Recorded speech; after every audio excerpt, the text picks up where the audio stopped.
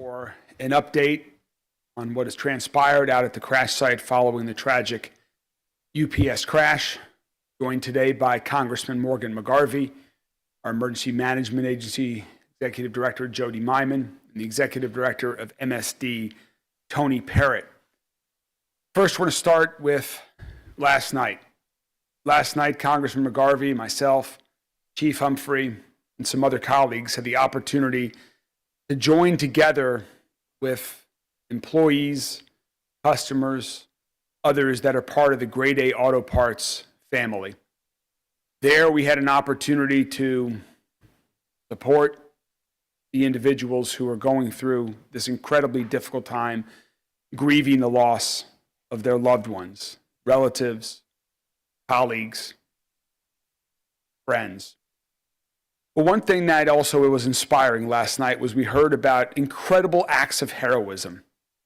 These are not trained first responders that we have heard over the past week about the great work of our firefighters, police officers, other emergency responders, but folks that were at Grade A Auto Parks, employees who jumped into action to save their colleagues. It was incredibly inspiring and uplifting during this time of great pain and tragedy. We will be there to continue to support the entire Grade A family and all the other victims and survivors for as long as it takes. Through the weekend and today, NTSB continues its work at the site, continuing the investigation to provide answers so many of us are looking for. First responders remain at the scene. Today, they're removing heavy equipment, heavy parts of the plane that have fallen into the crash site so that other first responders can continue the search for any victims that still remain on the scene.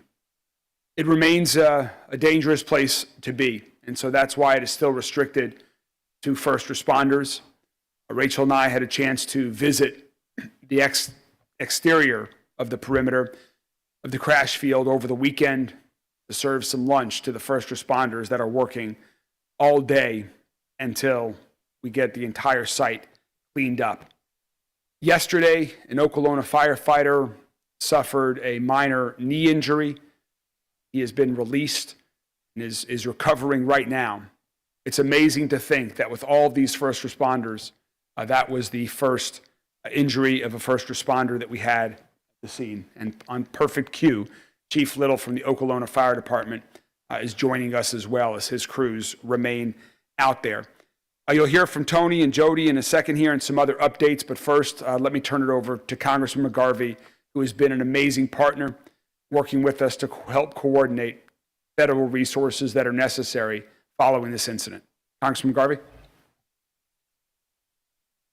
Thank you, Mr. Mayor, and thank you for your team's incredible leadership throughout this entire thing. I think I was literally walking down the street in Washington, D.C., trying to get in front of a television when we first spoke about how we could coordinate this. You have been a steadfast leader in every moment since. And you mentioned, I think, so many things we're all seeing right now.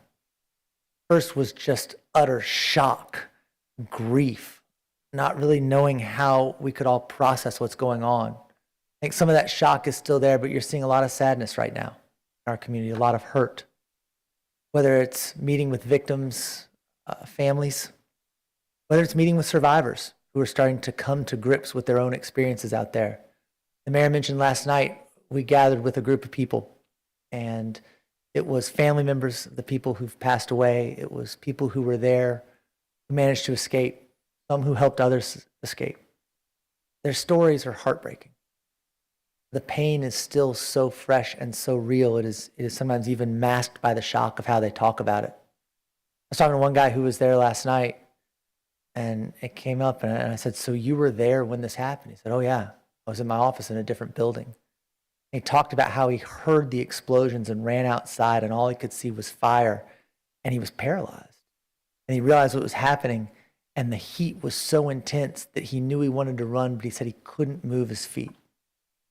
It was only after that someone credited him with saving their life, because they said that he was yelling to run while he himself couldn't move his own feet. But he doesn't remember telling people to run. These stories, I think, are going to keep coming out. And as they do, it's so important for all of us to continue lifting each other up, to continue talking about, if you need help, ask for it. There's so many services available, and we're all here for each and every one of you.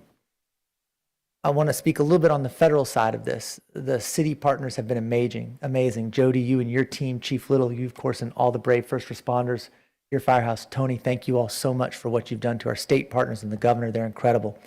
NTSB is still on the ground. They are doing the work. They are trying to get these answers as quickly as possible. The mayor and I remain in contact with them and what they are doing. They are thorough, they are deliberate, they are intentional. We want those answers now. They want those answers as well, but they're going to make sure they're right before they get them out there to the public. They are still very much doing this work and intentional about it. I want to congratulate or thank a little bit the EPA. I think the EPA has done a really good job of working with state and local partners and making sure that the cleanup from this is as thorough as it can possibly be, and that any possible problems as a result of the fire itself or from putting out the fire are as minimal as they can possibly be. And of course, our federal partners with the NTSB, the FBI has been out collecting evidence. We remain in touch with all of them as this is truly a partnership, which is something you'd expect in Louisville, something you'd expect in Kentucky. All of us, city, state, federal, every single person out there working together to help get answers, to help people who need it, to help make sure that in spite of this awful, almost incomprehensible tragedy, that we're doing everything we can to put the pieces back together and help each other out. So thank you so much, Mayor. Thanks, Congressman. As you just heard the Congressman mention, so many folks have been helping, so many different agencies. And this is a situation where early action prevented an even worse catastrophe from happening. You know, in some places where the crash occurred, oil was 2, 3, or more feet deep at the time. UPS has brought in a contractor to work with the EPA, work with MSD to make sure that the entire site is cleaned up.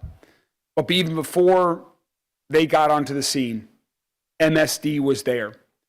Jody was recounting how there are very few incidents that he can recall where the cleanup is beginning while the first responders are still on scene responding.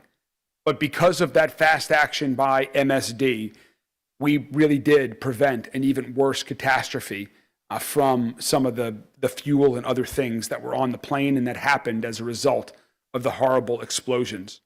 The MSD has been coordinating the cleanup here.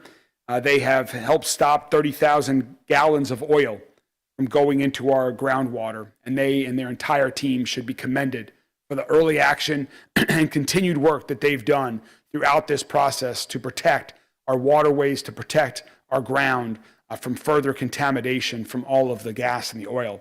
To talk a little bit more about this cleanup effort that continues still today, please join me in welcoming the Executive Director of MSD, Tony Parrott.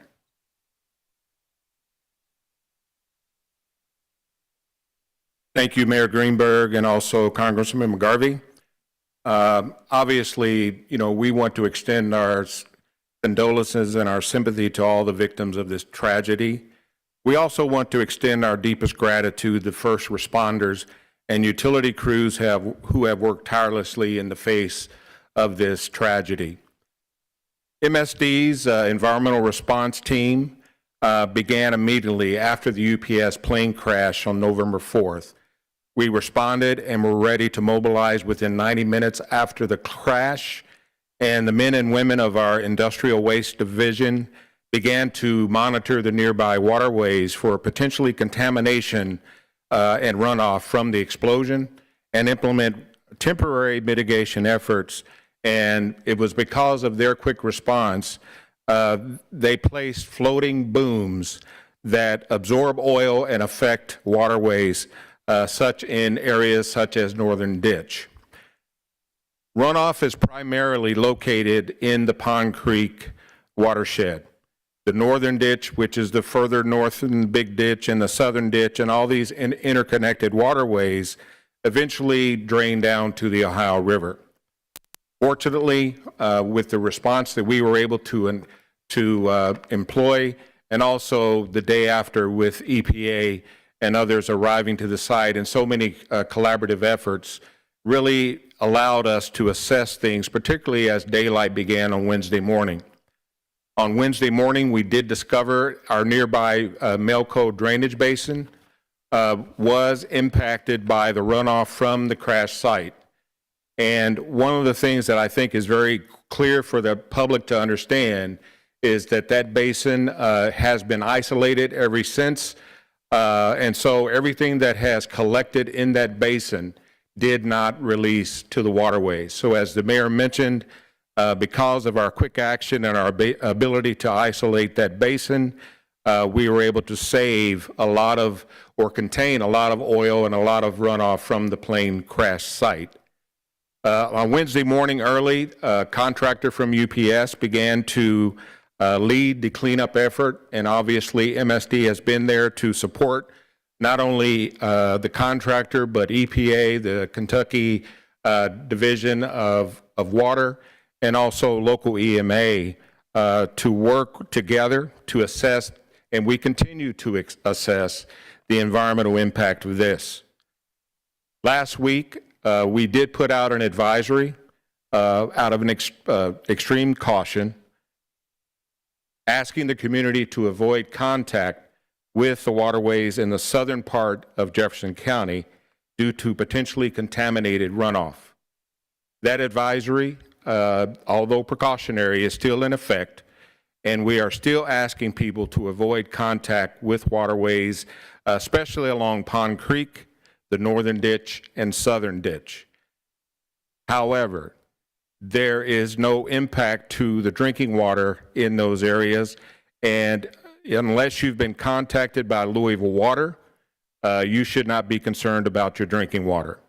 We ask folks to avoid touching, swimming, fishing, or kayaking, or interacting in those waterways in any fashion, and keep your pets away from the water as well.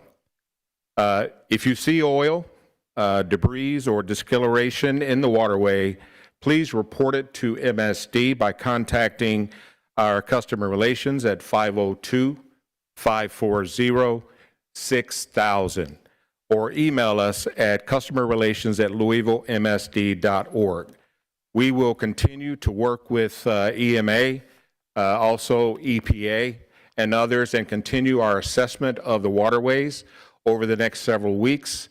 And so until then, that advisory that we put out on Friday will remain in effect, and we will continue our assessment and update the public accordingly as we learn more.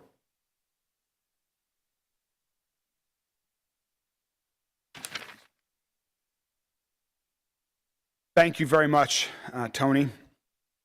So next, Jody Myman, our Director of Emergency Management Agencies, is going to come talk a little bit about what businesses that have been impacted by this crash should be doing and some additional resources that we're working to open up for other impacted businesses and individuals. Jody? Thank you, Mayor. Over the weekend, as you all know, we transitioned. We were able to line up the number of victims that had been removed from the scene with the number of victims or the missing persons reports that were taken by the Louisville Metro Police Department. But that still didn't stop our rescue or our search and recovery. We still remain on site. Like the mayor said, there's a lot of heavy equipment that's being moved. And as that equipment is being moved or the debris is being moved, we stop and we go search that area.